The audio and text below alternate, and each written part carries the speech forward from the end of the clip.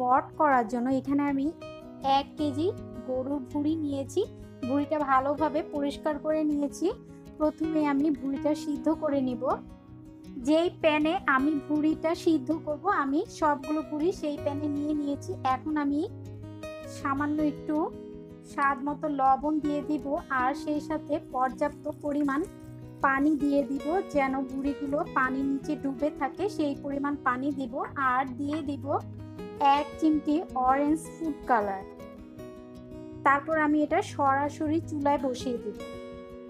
সরাসরি প্যানটা আমি চুলায় বসিয়ে দিয়েছি। এখন আমি একটা ঢাকনা দিয়ে ঢেকে এটা প্রায় 50%-এর মতো আমি এটা সিদ্ধ করি। বট কিন্তু প্রায় 50%-এর মতো আমি সিদ্ধ করে নিয়েছি। একদম 100% কিন্তু এটা সিদ্ধ করা যাবে না। এখন আমি চুলাটা অফ করে দিব।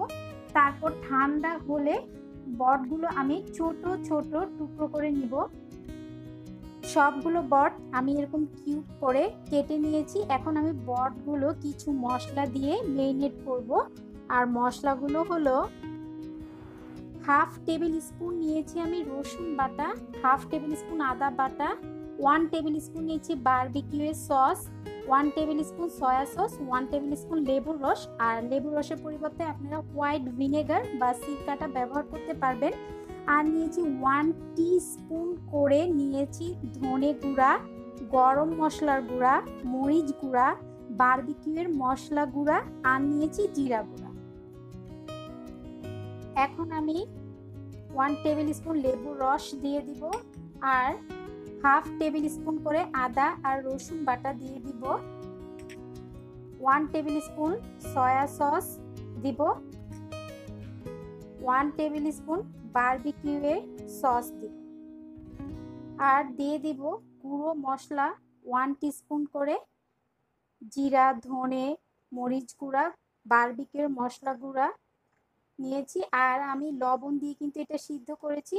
আর সয়া সস দিয়েছি, সয়া সসে কিন্তু লবণ থাকে, এই জন্য লবণের পরিমাণটা কিন্তু একটু বুঝে দিতে হবে। আমি সামান্য পরিমাণ একটু লবণ দিলাম।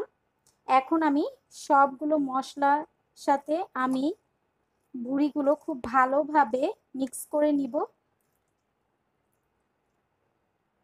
সবগুলো মশলা আমি খুব ভালোভাবে মেখে নিয়েছি। সবার শেষে আমি 1 টেবিল স্পুন দিয়ে দিব সরষের তেল। আপনারা চাইলে কিন্তু সয়াবিন তেলও দিতে পারেন। আমি সরষের তেল দিয়ে মেখে দিব। আর তেলটা কিন্তু পরে দিতে হবে। পরে দেওয়ার কারণ হচ্ছে আমি যে মশলাগুলো মেখে নিয়েছি, যদি আমি তেল আগেই দিতাম তাহলে কিন্তু মশলার সাথে খুব ভালোভাবে মিক্স হতো না। তাই এখন তেলটা আমি পরে দিলাম। খুব ভালোভাবে আমি সবগুলো মশলা তেল মেখে নিয়েছি। এখন আমি এটা 1 থেকে 2 ঘন্টার জন্য আমি মেরিনেট করে রাখবো। একটা ঢাকনা দিয়ে ঢেকে রাখবো। আপনারা চাইলে কিন্তু সারা রাতও এটা মেরিনেট করে রাখতে পারেন। যখন খাবেন তখন এটা শুধু পুড়ে নিলেই হবে, যেহেতু এটা পোড়া বট। খাওয়ার আগেই এটা গরম গরম পুড়ে খেতে হয়। এখন ফিরে আসছি 2 ঘন্টা, ফিরে এলাম 2 ঘন্টা পর। আমি উপরেরটা নিচে আর নিচেরটা উপরে করে দিচ্ছি। এখন আমি এগুলো স্টিকে গেঁথে নিব। এখানে আমি কিছু স্টিক নিয়েছি। এখন একটা একটা করে আমি স্টিকে গেঁথে নিব। খুব সাবধানে গাঁথতে হবে, এখানে কিন্তু ব্যথা পাওয়া যাবে। সবগুলো বট আমি খুব সুন্দরভাবে স্টিকে এভাবে গেঁথে নিব। একটা আমি স্টিক রেডি করে নিয়েছি। এখন আমি বাকি স্টিকগুলো রেডি করে নিব। সবগুলো আমি স্টিকে গেঁথে নিয়েছি। এখন আমি সরাসরি চুলায় চলে যাব। চুলায় একটা স্ট্যান্ড বসিয়ে নিয়েছি। এখন আমি স্ট্যান্ডের উপরে একটু তেল ব্রাশ করে নিব।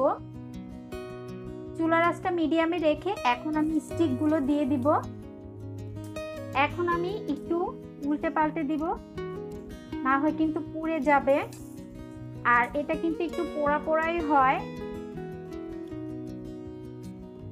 আমার পোড়া বট কিন্তু একদম রেডি। এর থেকে বেশি আমি পুড়বো না। আমি একটু পরিবেশন করে আপনাদের দেখাবো। পোড়া বট একদম রেডি। আশা করি আজকের এই পোড়া বটের রেসিপি আপনাদের ভালো লেগেছে। ভালো লেগে থাকলে প্লিজ আমার চ্যানেলটি সাবস্ক্রাইব করতে ভুলবেন না। আপনাদের ফ্রেন্ডস এবং ফ্যামিলির সাথে শেয়ার করবেন। সবাই ভালো এবং সুস্থ থাকবেন। আল্লাহ হাফেজ।